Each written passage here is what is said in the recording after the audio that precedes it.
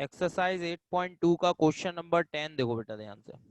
Question number 10 given है, if coefficient of r minus one th r th and r plus one th term in the expansion of x plus one की whole power n, x plus one की whole power n के expansion में coefficient of r minus one th term, r th term and r plus one th term, ठीक है, are in the ratio 1:3:5। ठीक है, तो ये हमें गिवन है बेटा। We given coefficient of are minus one th term, ratio coefficient of are th term, ratio coefficient of are plus one th term, is equal to बेटा 1:3:5। ये हमें गिवन है बेटा। And find the value of n and r. ठीक है, तो हमें N और आर की वैल्यू यहाँ पर फाइंड आउट करनी है। ठीक है, तो देखो ध्यान से, सबसे पहले हमें ये कोफिशिएंट्स निकालने होंगे। तो कोफिशिएंट कैसे निकालेंगे बेटा, वो ध्यान से देखो। तो सबसे पहले यहाँ पर देखो, अगर हम यहाँ पे टी आर प्लस वन का फॉर्मूला लगाएं, T R plus one is equal to होता है एन सी आर, एक्स की power N minus R and Y की पावर आर। ये फॉर्मूला होता है R plus one th term का। अगर इसमें कंपेयर कराएंगे तो x की वैल्यू x है, लेकिन y की वैल्यू 1 है। y की वैल्यू 1 अगर यहाँ पर रखते हैं तो ये आ जाएगा एन सी आर, एक्स की power n minus R, Y की वैल्यू क्या हो गई बेटा, 1 हो गई। ठीक है, y की वैल्यू 1, 1 की पावर r 1 ही होगा। अब हमें केवल कोफिशिएंट चाहिए। ये कौन सा टर्म है बेटा, r plus one th term. तो r plus one th term में आप देखो एक्स का कोफिशिएंट क्या है, एक्स का कोफिशिएंट है एनसीआर। बात समझ में आ रही है। R plus one th term में, जो कोफिशिएंट है बेटा वो एनसीआर है। ठीक है, तो coefficient of are plus one th term कितना हो गया बेटा, coefficient of are plus one th term. ठीक है, तो coefficient of are plus one th term आ गया बेटा एन सी आर। तो इसी तरह से coefficient of are th term कितना हो जाएगा बेटा, आर एथ टर्म, तो आर में से वन माइनस कर दो तो N C R minus one हो जाएगा, है ना। आर में से वन माइनस कर दिया क्योंकि यहाँ पे आर प्लस वन था तो यहाँ आर आ रहा था। अब जब आर लेंगे तो यहाँ पे आर माइनस वन हो जाएगा। इसी तरह से coefficient of are minus one th term, ठीक है, coefficient of are minus one th term क्या होगा, N C R minus two. ठीक है, R plus one th term का कोफिशिएंट जब एन सी आर है तो आर एथ टर्म का कोफिशिएंट क्या होगा, N C R minus one. और R minus one th term का तो वन और माइनस कर देंगे इसमें से, तो ये हो जाएगा N C R minus two. और हमें गिवन है इन तीनों का रेशियो, ये देखो इन तीनों का रेशियो गिवन है N C R minus two ratio N C R minus one ratio N C R is equal to कितना गिवन है, 1:3:5। ये हमें गिवन है बेटा। ठीक है, तो यहाँ पर हम क्या करेंगे, सबसे पहले फर्स्ट और सेकंड रिलेशन ले लेते हैं, यानी कि इन दोनों रिलेशन को ले लेते हैं, फर्स्ट और सेकंड को। ठीक है, फिर इसी तरह से सेकंड और थर्ड रिलेशन ले लेंगे। ठीक है, इससे दो इक्वेशन बनेंगी और इन इक्वेशन को सॉल्व करके हम एन और आर की वैल्यू निकाल लेंगे। ठीक है, तो सबसे पहले हम यहाँ पर फर्स्ट और सेकंड रिलेशन लेते हैं। तो taking first and second relation, तो ये हो जाएगा बेटा N C R minus two upon में N C R minus one, ratio का मतलब अपॉन में लिख सकते हैं उसको हम लोग रेशियो को। तो N C R minus two upon N C R minus one, और यहाँ पे 1/3। फर्स्ट और सेकंड रिलेशन लिया अभी हमने, केवल थर्ड वाला नहीं लिया। ठीक है, तो केवल only we take first and second relation. तो N C R minus two upon N C R minus one is equal to 1/3। अब ये फॉर्मूला अप्लाई कर दो। ठीक है, N C R minus two का n C R minus one का पहले क्रॉस मल्टीप्लाई कर दो, तो 3 n C R minus two is equal to इसका इधर हो जाएगा तो N C R minus one. अब दोनों में फॉर्मूला अप्लाई करो एन सी आर का। तो बेटा एन सी आर का फॉर्मूला क्या बताया था हमने, एन सी आर का फॉर्मूला होता है बेटा factorial N upon factorial are और फैक्टोरियल एन माइनस आर। तो बस यही फॉर्मूला हमें यहाँ पर अप्लाई करना है। तो सबसे पहले N C R minus two, तो कितना होगा बेटा, ये देखो 3 as it is factorial N upon में फैक्टोरियल आर माइनस टू, और फिर उसके बाद N minus R minus two करोगे तो माइनस माइनस प्लस हो जाएगा फैक्टोरियल।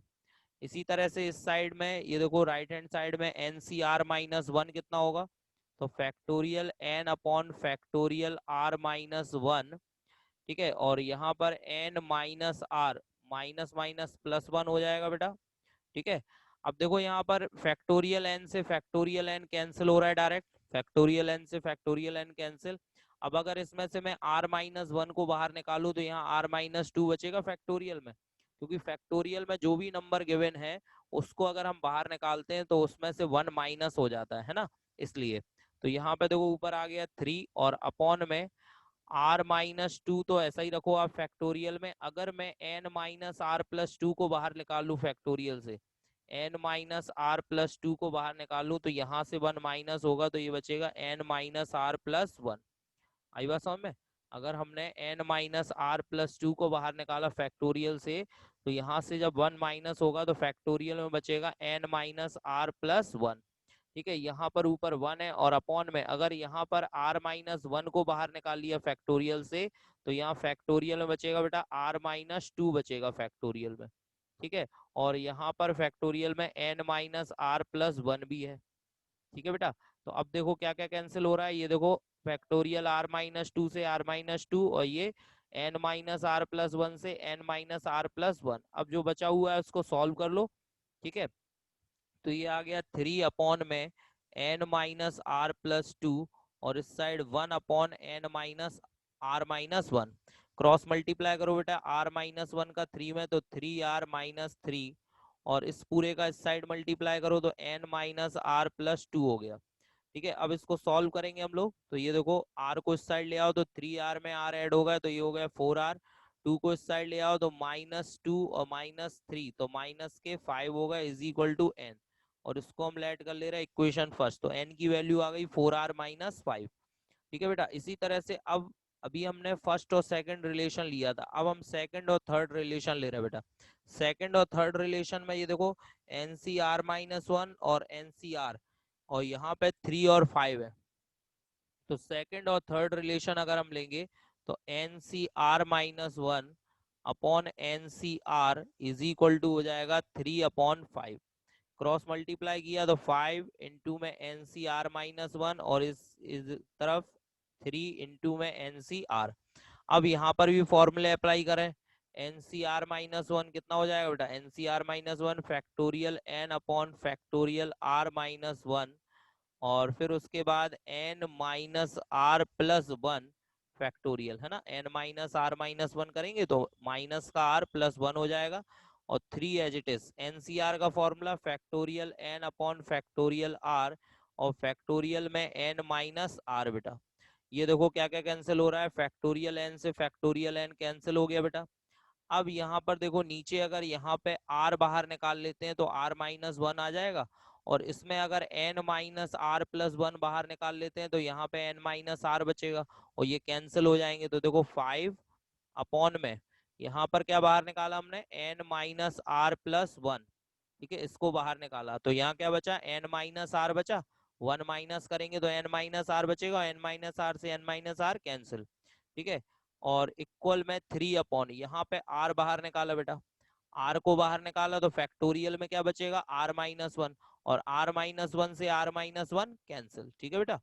चलिए अब इसको सॉल्व कर लीजिए, तो ये हो गया five R is equal to, इसका इधर मल्टीप्लाई करो three N minus three are plus three, ठीक है, थ्री का मल्टीप्लाई कर दिया पूरे में, ठीक है। तो कितना हो गया बेटा, ये three N minus three are plus three. अब ये देखो थ्री आर को इस साइड ले आओ तो थ्री आर इस साइड आए तो ये होगा एट आर, ठीक है। थ्री को भी इस साइड ले आओ माइनस थ्री, थ्री एन की वैल्यू रख दो फर्स्ट से, एन की वैल्यू कितनी है फोर आर माइनस फाइव, ठीक है, four r minus five from first.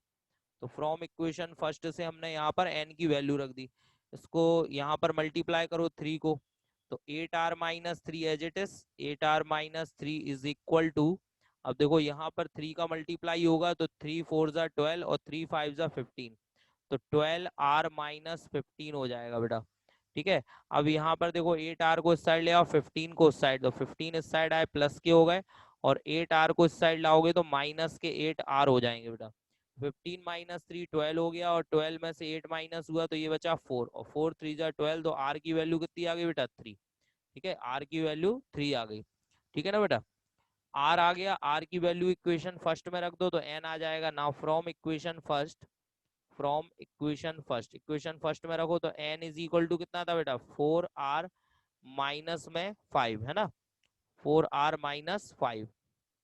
तो इसमें r की वैल्यू 3 पुट करो बेटा, तो 3 4 जा 12 माइनस 5, और 12 में से 5 माइनस हुआ तो n की वैल्यू कितनी आ गई बेटा 7। ठीक है, तो यही हमें फाइंड करना था, n और r की वैल्यू निकाल ली थी, ये इसका आंसर हो गया बेटा। ठीक है, क्लियर बेटा। इसके बाद नेक्स्ट क्वेश्चन देखते हैं हम लोग, question number 11। Question number 11 given है बेटा, prove that the coefficient of x power n, prove that the coefficient of x power n in the expansion of 1 plus x की whole power 2n is twice the coefficient of x power n in the expansion of 1 plus x की whole power 2n minus 1। ठीक है, तो ये हमें prove करना है बेटा, prove that coefficient of x power n in expansion of 1 plus x की whole power 2n is twice of यानी 2 का मल्टीप्लाई कर देंगे, coefficient of x power n in expansion of 1 plus x की होल पावर 2n माइनस 1।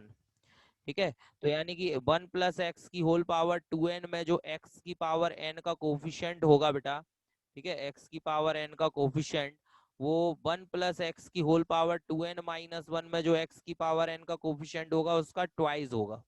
ठीक है, तो सबसे पहले हमें दोनों में यानी 1 प्लस एक्स की होल पावर 2n में और 1 प्लस एक्स की होल पावर 2n माइनस 1 दोनों में x की पावर n का कोफिशिएंट निकालना पड़ेगा। तो देखो सबसे पहले हम शुरुआत करते हैं 1 प्लस एक्स की होल पावर 2n से। ठीक है, तो यहाँ पर देखें टी आर प्लस 1 का फॉर्मूला क्या होगा बेटा, तो n की वैल्यू हो जाएगी 2n सी आर, x की वैल्यू 1 की पावर 2n माइनस आर, और y की वैल्यू x की पावर r। तो ये आ गया 2n सी आर और x की पावर r, 1 की पावर कितनी भी हो वही रहता है। अब अगर मुझे x की पावर n का कोफिशिएंट चाहिए तो यहाँ देखो x की पावर r का कोफिशिएंट कितना है, कोफिशिएंट ऑफ x की पावर r कितना है बेटा बताओ, ये है 2n सी आर, है ना। अब अगर मुझे x की पावर n का कोफिशिएंट चाहिए तो क्या लिखूंगा मैं, कोफिशिएंट ऑफ x की पावर n, तो बस हम n और r को इक्वल रख देंगे, यानी कि r की जगह n पुट कर देंगे तो 2n हो जाएगा ये। ठीक है ना, ये कितना हो जाएगा कोफिशिएंट 2n। क्लियर, तो coefficient of x power n in expansion of 1 plus x की होल पावर 2n कितना आ गया बेटा 2n। ठीक है, इसको अगर हम सॉल्व करें 2n को तो ये होगा फैक्टोरियल 2n अपॉन में फैक्टोरियल n और factorial 2n minus n। NCR का फॉर्मूला लगाया है, factorial n upon factorial r, तो r की जगह n है, और फैक्टोरियल n माइनस r तो 2n माइनस n। तो कितना बचा बेटा, ये हो गया फैक्टोरियल 2n, और अपॉन में देखो ये फैक्टोरियल n बचेगा, ये भी फैक्टोरियल n है तो लिख देंगे फैक्टोरियल n का होल स्क्वायर। ठीक है, इसको फैक्टोरियल n का होल स्क्वायर लिख सकते हैं। ठीक है, ये आपकी लेफ्ट हैंड साइड आ रही है बेटा, ये क्या है लेफ्ट हैंड साइड। अब हम राइट हैंड साइड निकालेंगे, यानी कि 1 प्लस एक्स की होल पावर 2n माइनस 1 में हम x की पावर n का कोफिशिएंट निकालेंगे, तो हम लिखते हैं 1 प्लस एक्स की होल पावर 2n माइनस 1। ठीक है, तो टी आर प्लस 1 का फॉर्मूला आप क्या लगेगा बेटा, तो 2n minus 1 C r, n की वैल्यू 2n माइनस 1 है, x की वैल्यू 1 है, 1 की power 2n minus 1 minus r, और x की पावर r, है ना, y की जगह x आ जाएगा, x की पावर r। तो ये बचा बेटा 2n माइनस 1 सी आर, और ये 1 हो जाएगा x की पावर r। तो यहाँ देखो x की पावर r का कोफिशिएंट कितना है, कोफिशिएंट ऑफ x की power r is equal to कितना लिख दें 2n माइनस 1 सी आर। अब यहाँ पर अगर मैं यहाँ पर आर की जगह एन रख दूं तो कोफिशिएंट ऑफ एक्स की पावर एन कितना हो जाएगा बेटा, आर की जगह एन रख दें तो 2n-1 cn, ये हो जाएगा 2n-1 cn। अब राइट हैंड साइड क्या थी बेटा, राइट हैंड साइड थी 2 into coefficient of x power n in expansion of